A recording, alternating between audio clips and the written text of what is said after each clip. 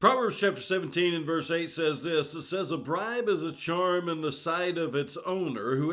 Wherever he turns, he prospers. Now, who is the owner of the bribe? It's the one who is giving the bribe, not the one who is receiving the bribe. And so the one who's received the bribe now owns the bribe. No, he doesn't. He still is not the owner of the bribe. That is not gainfully his money. It is still the property of the individual who has given the bribe. And we'll see why in just a moment. What is that bribe? It's a charm.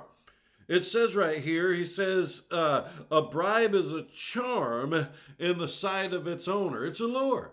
Just like you put a lure in the water, and there it is that you put that lure and you kind of dangle it up and down. And as you dangle that lure up and down, you attract that fish. It is a charm to that fish. And so you charm that fish into coming up and grabbing a hold of that lure. And as that fish comes, he's charmed into grabbing a hold of that lure. There he is, and he gets caught in the trap. Now he's in the trap. The lure still belongs to the fisherman. The lure doesn't belong to the fish. And when we look at this, it's kind of like a snake charmer, right? That snake charmer kind of hypnotizes that snake into doing exactly what he wants him to do. Well, that is what the briber is doing to the individual who is bribed. He takes that bribe, he takes that charm, whatever it is. It can be finances, it can be a whole bunch of different things. But he takes that charm, whatever that charm is, that bribe, and he dangles it over the individual in which he's bribing. Now, the one who is receiving the bribe,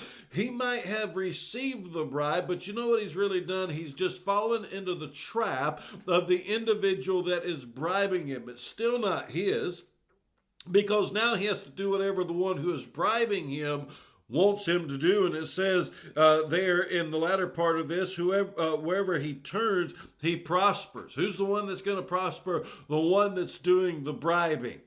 Usually the one that receives the bribe is the one that gets shortchanged. He's the one that is then falling short.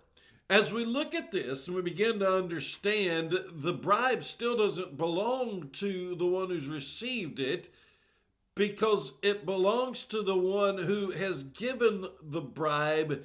Now you are in essence a slave to the master who is the briber.